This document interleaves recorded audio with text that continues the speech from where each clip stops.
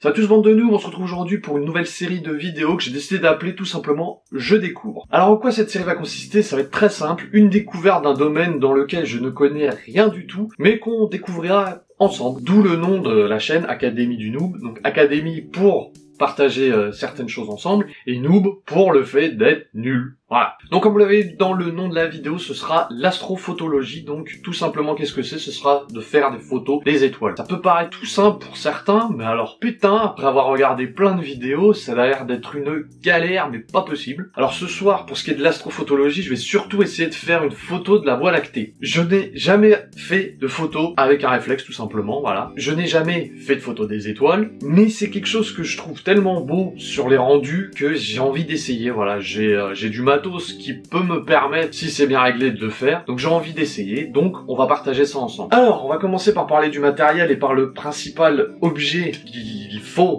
pour faire de l'astrophotologie, l'appareil photo. Donc moi c'est un réflexe, c'est le Lumix G7 que j'ai. À l'heure actuelle j'avais un 1440 qui ouvre de f4 à 5 je sais plus combien, enfin bon c'est pas terrible en fait pour faire des photos en basse luminosité. Je vais quand même l'emmener ce soir, voilà, pour essayer, parce que au niveau de la distance focale, donc c'est un 1440 comme j'ai dit, donc au minimum là le 14, ça peut être pratique de ce que j'ai pu voir en vidéo ou lire sur internet, donc je vais l'emmener, on va essayer. Et j'ai reçu aujourd'hui mon nouvel objectif, donc j'ai pris un 25 mm qui ouvre à 1,7. Donc là au niveau ouverture on est bien. Après j'ai vu que 25 mm pour de l'astrophotoologie c'était limite. On va voir. Ça coûtait pas excessivement cher par rapport à des objectifs photo ou à certains équivalents un peu plus sophistiqués. Donc voilà, je me le suis pris. On va voir ce que ça donne ce soir. Alors j'ai aussi investi, si on peut dire ça, parce que c'est pas très cher, dans une lampe frontale. J'en avais déjà des costauds, mais j'en avais pas, voilà, qui faisait de la lumière rouge. Alors pourquoi lumière rouge? Tout simplement parce que qui dit astrophotologie dit photo qu'on va réaliser de nuit, dans un environnement le moins lumineux possible. Donc pour éviter la pollution nocturne, il y a pas mal de sites internet qui dressent une carte de la pollution nocturne, donc je vais vous mettre un lien dans la description sur lequel je me suis basé. Et pour l'œil humain, il faut quelques secondes quand même pour s'habituer au manque de lumière, ce qui fait qu'une lumière comme ça, voilà, ça va éblouir un peu, et le temps de se réhabituer au manque de lumière, en fait, on va perdre du temps bêtement, mais la lumière rouge, elle, n'éblouit pas. Ça va permettre quand même de voir un petit peu où on met les pieds, etc.,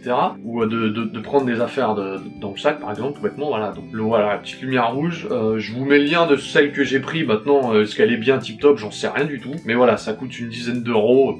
Voilà, pour commencer, je trouve que ça suffit. Et puis, lampe frontale pour avoir les mains libres, bien évidemment. Petite pause rapide, car le noob que je suis a oublié de rajouter quelques petits détails. Pour repérer l'orientation de la Voie lactée dans le ciel, j'ai utilisé les applications suivantes, StarChart et SkyMap, ainsi qu'une boussole. Moi perso, c'est l'application Compass. Je suis sous Android, mais vous trouverez ces applications ou équivalents sous iOS. Et le trépied que j'ai emmené, le Vanguard MK2.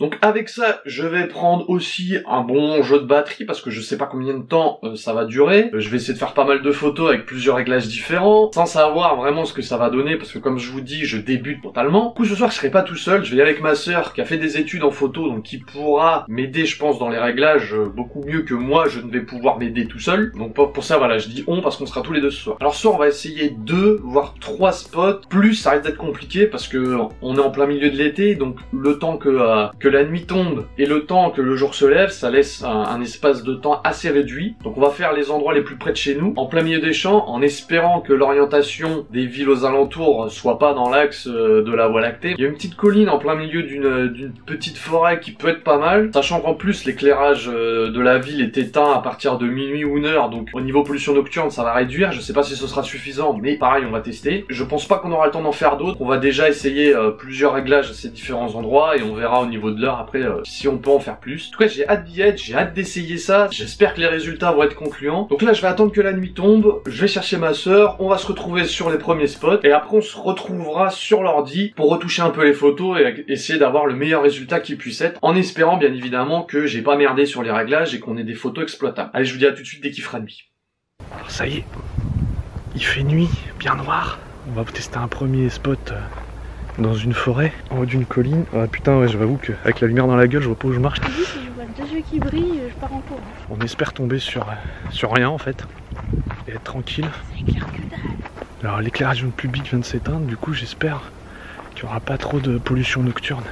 Bon, je coupe le vlog et je regarde devant moi où je mets les pieds. Bon alors manque de peau, on est arrivé au spot où on voulait et là malheureusement trop de nuages, ça va pas le faire. C'est dommage parce qu'il y avait un bon point de vue. Bon là avec cet appareil là vous le verrez pas, mais ça fera un beau spot. Donc on va quand même essayer le deuxième, voir s'il n'y a pas moins de nuages. Mais là vu l'orientation de la Voie lactée à l'heure actuelle, on verra rien. Donc on va tester le deuxième spot et on va voir ça. Déjà ce sera moins dangereux parce que ce sera pas au milieu de la forêt. C'est parti. On a trouvé un spot assez sympa avec les nuages dégagés. On est sur un petit chemin de terre au milieu des champs. Je parle pas trop fort parce qu'à côté il y a une usine des graines, je sais pas quoi. Il y a un camion qui doit être en train de dormir, donc je vais respecter quand même son sommeil même si l'endroit est parfait. J'ai vu à l'œil nu la Voie lactée, donc maintenant je vais essayer de faire en sorte de la prendre et de vous faire profiter ça. Et j'ai ma soeur qui est en train de s'installer aussi, qui va faire des tests pour son appareil photo aussi. Oui. Bien. Ah, je croyais que tu voulais te montrer. Dis bonjour. Coucou. Bon allez, je fais les tests et puis on va regarder ce que ça donne.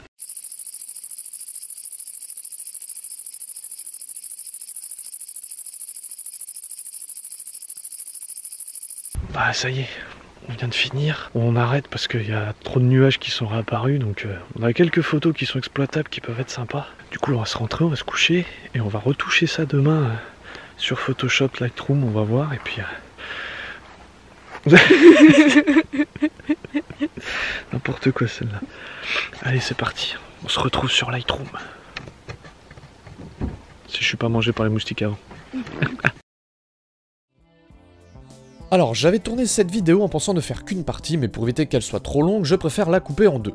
Donc dans la deuxième partie, on verra les retouches que j'ai pu faire sur mes photos pour essayer d'avoir le meilleur résultat possible. Elle arrivera très prochainement. En attendant, je vous conseille de vous abonner, de cliquer sur la cloche pour ne pas rater mes prochaines vidéos, lâchez un pouce bleu si la vidéo vous a plu, et je vous dis à très bientôt les noobs.